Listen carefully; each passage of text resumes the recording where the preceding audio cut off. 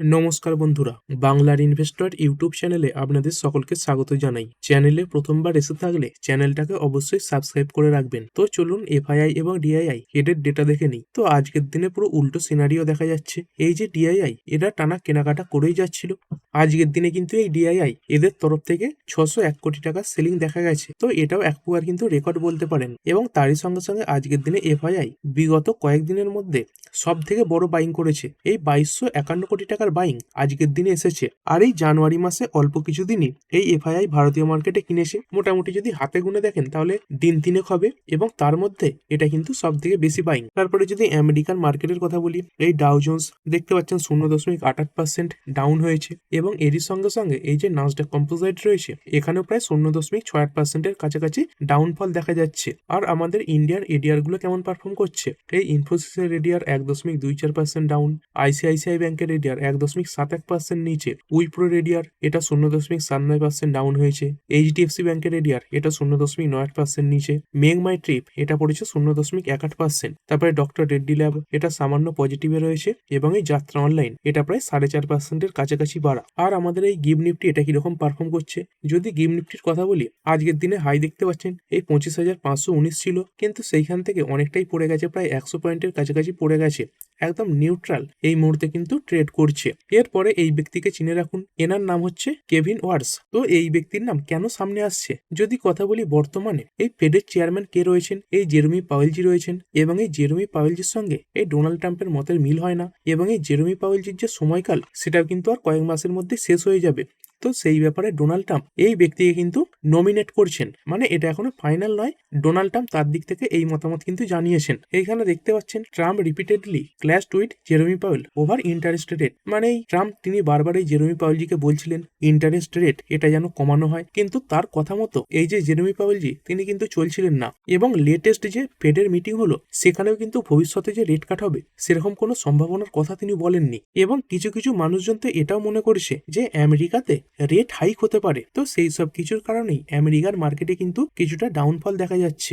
এরপরে আরো একটা জিনিস আপনাদের মনে করিয়ে দিতে চাই, কি জিনিসটা, যে এই রবিবার অন্যান্য রবিবারের মতো কিন্তু হবে না, মানে ছুটি থাকবে না। এই রবিবারও মার্কেট ওপেন থাকছে, মানে শুধুমাত্র কালকের দিনটাই মার্কেটে কিন্তু ছুটি পাচ্ছেন। তো এই রবিবারে কি রয়েছে, রবিবারে বাজেট রয়েছে। তো এই বাজেট যে দিনেই হোক না কেন, সেদিন যদি শনিবারও হয় বা রবিবারও হয় তাহলেও কিন্তু মার্কেট ওপেন থাকবে। তো সেরকমটা কিন্তু আমরা এবারেও দেখতে পাচ্ছি।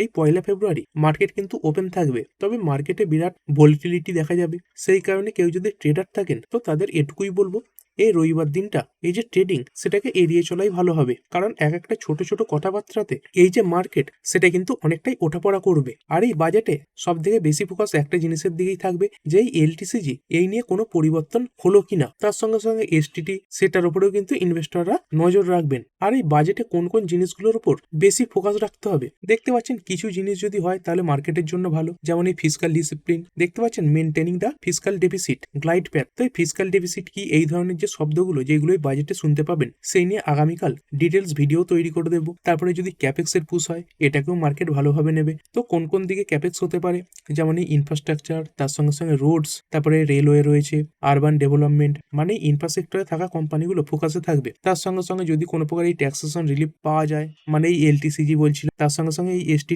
এদিক থেকে যদি কোনো ছাড় পাওয়া যায়। তারপরে আরো একটা জিনিস বলা হচ্ছে হায়ার স্ট্যান্ডার্ড ডিডাকশন, তারপরে এই এলটিসিজিতে যে এক্সেমশন এর যে লিমিটটা সেটা যদি বাড়ানো হয় 2 লাখ থেকে 2.5 লাখ। দেখুন এই যে এক্সেমশন এটা বাড়িয়ে সেরকম কোনো লাভ নেই, কারণ মার্কেট থেকে কারা বেরিয়ে যাচ্ছে, মার্কেট থেকে কিন্তু বড় বড় ইনভেস্টররা বেরিয়ে যাচ্ছে। তারা কিন্তু এই বছরে 2 লাখ এই 2.5 লাখের প্রফিট নিয়ে সন্তুষ্ট থাকে না, তাদের কোটিতে কারবার হয়। তো এই যে এক্সেমশন লিমিট এটা বাড়িয়ে কিন্তু কোনো কাজই হবে না যদি না এই এলটিসিজি বা এসটিটিতে কোনো রকম পরিবর্তন করা হয়। তার সঙ্গে সঙ্গে বিভিন্ন সেক্টর স্পেসিফিক পলিসিও আসতে পারে, মানে এই এনার্জি সেক্টরে ধরুন, তারপরে ডিফেন্স সেক্টরগুলোতে। আর কোন কোন সেক্টরগুলোকে বেশি ফোকাসে রাখবেন, এই ইনফ্রাস্ট্রাকচার, ক্যাপিটাল গুডস, তার সঙ্গে সঙ্গে ডিফেন্স, তারপরে এই গ্রিন এনার্জি রয়েছে, হাউসিং অ্যান্ড রিয়েল এস্টেট রয়েছে, তারপরে এই কনজামশন মার্কেট রয়েছে যেমন এফএমসিজি, অটো, এইগুলো কিন্তু ফোকাসে থাকতে পারে। এরপরে চলুন কিছু কোম্পানির Q3 নাম্বার দেখে নিই, এবং এই নাম্বারগুলো অনেক মার্কেট চলাকালীনই কিন্তু এসে গিয়েছিল। যেমন প্রথম যে কোম্পানি সেটা হচ্ছে এই অজন্তা ফার্মা লিমিটেড। কেমন এলো কোম্পানির নাম্বার, এইখানে নাম্বার মোটামুটি ভালোর দিকে এসেছে। এই সেলস 1146 কোটি থেকে বেড়ে 1375 কোটি, এটা কোয়ার্টারলিও বাড়া। তারপরে নেট প্রফিট 233 কোটি থেকে বেড়ে হয়েছে 274 কোটি, এটাও কোয়ার্টারলি বেশি এসেছে এবং মার্কেট ভালো রিয়াকশনও দেখিয়েছে। তারপরে Motherson Sumi Wiring India Limited 2.14% বেড়ে বন্ধ হয়েছে। কেমন এসেছিল কোম্পানির নাম্বার? এখানে কোম্পানির সেলস ভালো পরিমাণে বেড়েছে, এই 2300 কোটি থেকে বেড়ে হয়েছে 2887 কোটি। এর আগের কোয়ার্টারে এটা ছিল 2762 কোটি। আর যদি নেট প্রফিটের দিক থেকে দেখেন, এইখানে নেট প্রফিট এই 7%-এর কাছাকাছি বেড়েছে, 140 থেকে বেড়ে হয়েছে 149 কোটি। এর আগের কোয়ার্টারে এটা ছিল 165 কোটি, মানে কোয়ার্টারলি এই যে নেট প্রফিট সেটা পড়েছে। তবে এই কোম্পানিটা মার্কেটের যে অনুমান ছিল প্রফিটের দিক থেকে সেটাকে কিন্তু মিস করে গেছে। কোম্পানির এই যে অপারেটিং কস্ট মানে খরচা সেটা বেড়েছে এবং তার সঙ্গে সঙ্গে কিছু অন্যান্য খরচার কারণে কোম্পানির যে মার্জিন তার উপর কিন্তু প্রেসার দেখা গেছে। তারপরে ন্যালকো লিমিটেড, আজকে তো মেটাল সেক্টরে থাকা কোম্পানিগুলো বেশিরভাগই ডাউন হয়েছে, এই স্টকটাও পড়েছে 10.69%। মানে রেজাল্টের কারণে কিন্তু এই স্টকটা পড়েনি, গোটা সেক্টর পড়েছে, তার সঙ্গে সঙ্গে এই স্টকটা পড়েছে এবং এই কোম্পানিটাও তার নাম্বার পেশ করে দিয়েছে। কেমন এসেছে কোম্পানির নাম্বার? এখানে দেখতে পাচ্ছেন কোম্পানির অ্যালুমিনিয়ামের যে বিজনেস সেটা আউট পারফর্ম করেছে, মানে খুব ভালো নাম্বার এই কোম্পানি পেশ করেছে। তবে কোম্পানির এই যে মার্জিন সেটা কিছুটা কমেছে। এই রেভিনিউ এটা ইয়ার অন ইয়ার 1.5% বেড়ে হয়েছে 4731 কোটি। মার্কেটের অনুমান কত ছিল? 4499 কোটি, মানে অনুমানের থেকে নাম্বার ভালো এসেছিল। তারপরে এই এবিটা, এইটা এসেছে 2182 কোটি, এটাও অনুমানের থেকে বেশি, অনুমান ছিল 2149 কোটি আসবে। এবং এই নেট প্রফিট এটা এসেছে 1595 কোটি, আর মার্কেটের অনুমান কত ছিল? মার্কেটের অনুমান ছিল এটা আসবে 1555 কোটি। তো প্রায় বেশিরভাগ জায়গাতেই এই কোম্পানিটা মার্কেটের যে অনুমান সেটাকে বিট করেছে। তারপরে জেবিএম অটো লিমিটেড, এটাই ইলেকট্রিক বাস সেগমেন্টে কাজ করে থাকে, এই কোম্পানি তার নাম্বার পেশ করলো। কেমন এসেছে নাম্বার? এইখানে কোম্পানির সেলস 16% বেড়েছে, 1396 কোটি থেকে বেড়ে হয়েছে 1614 কোটি। এর আগের কোয়ার্টারে এটা ছিল 1368 কোটি। তারপরে যদি নেট প্রফিটের কথা বলি, এই 56 কোটি থেকে নেট প্রফিট বেড়ে হয়েছে 60 কোটি। এইখানে দেখতে পাচ্ছেন কিছু অ্যাডজাস্টমেন্ট কিন্তু রয়েছে, তবে এই নাম্বার মোটামুটি ভালো এলেও কোম্পানির যে অপারেটিং প্রফিট মার্জিন এই ওপিএম পার্সেন্টেজ এটা পড়েছে এই 12% থেকে পড়ে হয়েছে 11%। এরপরে এই কোম্পানিটার জন্য কিছু খবর আসছে। এই রিলায়েন্স কমিউনিকেশন লিমিটেড কোম্পানিটা তো এমনিতে শেষই হয়ে গেছে, এই দেখতেই পাচ্ছেন প্রায় এই 99%-এর উপরে পড়ে গেছে, এই 99.86%-এর কাছাকাছি টপ লেভেল থেকে ডাউন। একসময় এই স্টকটা দেখতে পাচ্ছেন প্রায় 750-800 এরকম জায়গাতে চলছিল, আর সেখান থেকে এতটা পড়ে গেছে এই 1 টাকা 1.5 টাকাতে পাওয়া যাচ্ছে বলে অনেকে এই স্টকগুলোতে নিবেশও করে ফেলে। কোম্পানির জন্য খারাপ খবরই আসছে, কারণ এই কোম্পানিগুলোর জন্য ভালো খবর কিন্তু খুব একটা আসে না। কি খবর আসছে? এইখানে দেখতে পাচ্ছেন ইডি অ্যারেস্ট করে নিয়েছে কাকে? X Reliance communication chief Punit Garg in 40,000 crore fraud case. তো এই 40,000 কোটি টাকা একটা ফ্রড কেসে এই ইডি এই রিলায়েন্স কমিউনিকেশনের চিফকে অ্যারেস্ট করে নিয়েছে। আর এই পুনিত গর্গ এই ব্যক্তি 2006 থেকে এই 2017 পর্যন্ত এই রিলায়েন্স কমিউনিকেশনের দায়িত্বেও ছিলেন। তো এই ব্যক্তিকেই দেখতে পাচ্ছেন অ্যারেস্ট করা হয়েছে। তারপরে গোল্ড এবং সিলভার মার্কেটে আজকে বিরাট ভলিটিলিটি দেখা যাচ্ছে। এইখানে সিলভার দেখতে পাচ্ছেন 26% ডাউন হয়ে গেছে, এই যেটা গতকালই 4,20,000-এর উপরে চলছিল সেটা দেখতে পাচ্ছেন 2,95,000-এর কাছাকাছি চলে এসেছে।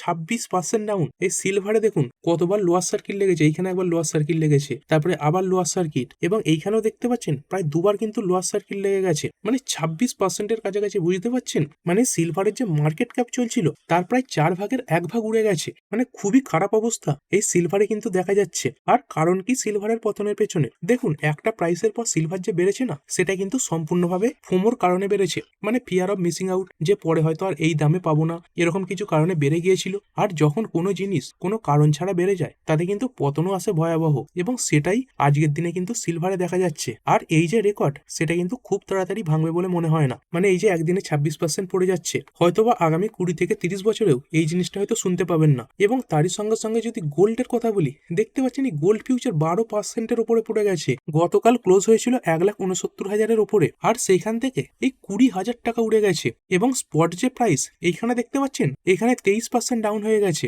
এটা হচ্ছে সিলভারের ফিউচার, মানে খুবই খারাপ অবস্থা দেখা যাচ্ছে। দেখতে পাচ্ছেন কিভাবে এই গ্রাফ নিচের দিকে নেমেছে।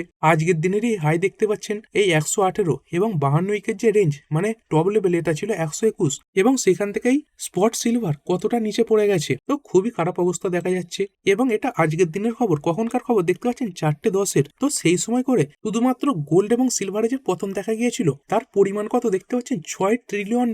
আর এখানে ভারতবর্ষের যে টোটাল জিডিপি সেটা হচ্ছে $4 ট্রিলিয়ন। বিলিয়ন ডলার, মানে এই ভারতবর্ষের মতো 1.5খানা দেশ এই আধ ঘন্টায় উড়ে গেছে। এবং তারপরে এই যে পতন, সেটা তো প্রায় ডবল হয়ে গেছে, মানে বলতে পারেন 3খানা ভারতবর্ষের জিডিপির সমান টাকা আজকে কিন্তু এই মার্কেট থেকে উড়ে গেছে। তো এই ইটিএফ এর ইনভেস্টররা বলুন, তার সঙ্গে সঙ্গে ফিজিক্যাল মার্কেটের ইনভেস্টররা বলুন, এদের কিন্তু হাল খুবই খারাপ হয়েছে। আর কিছুদিন আগে এই জেপি মর্গানের ফর্মার একজন ব্যক্তি এই কথা কিন্তু বলে দিয়েছিলেন যে silver price would not last, মানে সিলভারের যে প্রাইস সেটা কিন্তু এই জায়গায় থাকবে না। তো তিনি কদর কি ওয়ার্নিং দিয়েছিলেন, দেখতে পাচ্ছেন তিনি ওয়ার্নিং দিয়েছিলেন প্রায় 50% পড়বে। আর দেখুন, মানুষ কিন্তু এটা ভাবতে পারেনি যে একদিনেই সিলভার গোল্ড এগুলো এত বেশি পড়ে যাবে, হয়তো আস্তে আস্তে 1 মাস 2 মাসে পড়তো, কিন্তু সেখানে একদিনেই এই সিলভার গোল্ড এগুলোতে খুবই খারাপ অবস্থা দেখা যাচ্ছে। আর তারপরে যদি ক্রুড অয়েলের কথা বলি, এই ডব্লিউটিআই ক্রুড 1%-এর উপরে বাড়া এবং ব্রেন ক্রুড 0.27% বেড়েছে। আর এই যে গোল্ড সিলভার পড়ছে, এতে একজন মার্কেটের ইনভেস্টর হিসাবে সেরকম চাপ নেওয়ার দরকার নেই, কারণ এই সিলভার গোল্ড এইখান থেকে যে টাকা বেরোচ্ছে